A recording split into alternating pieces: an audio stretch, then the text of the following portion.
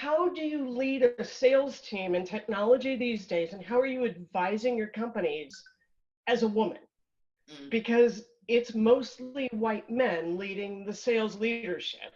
How do we step into that better?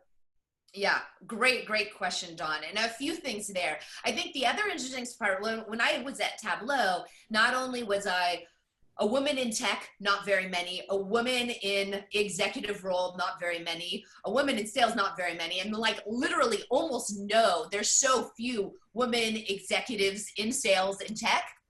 So I was used to always being kind of one of very few. And the interesting part on my boards, I'm on 4 corporate boards now. I was the first woman on all 4 of my boards too. And so I'm used to kind of being the only voice in the room. And I do have a different approach in a way of doing things because I'm different. Maybe it's a gender thing too, who knows? But I think like in all of my boards, I am really talking about these cultural pieces. And I think a lot of what we just talked about in the last question is just being able to really think about how do you hire for values? How do you promote those values? How do you actually be much more thoughtful about diversity of thought? But I think the other thing to make it just much more tangible and practical, Dawn, because people want to know, well, what can I do to help? How can we do more? And, I have the contrarian viewpoint all the time. Sometimes in my boardrooms now, even if I agree, I'll like say, well, no one's talking about this other point of view. Like we need to just be thinking like there's different perspectives that we could be coming at this. And oftentimes I'll feel really uncomfortable of putting myself in a pretty vulnerable situation of, should I continue to speak up or is it just easier to not?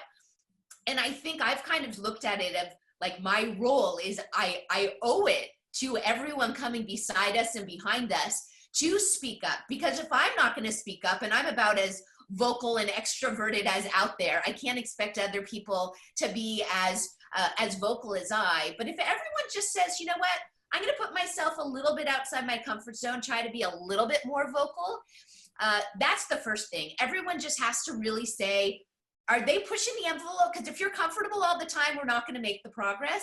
I think the second piece, though, is everyone really needs to see this as their role. And you asked specifically about women.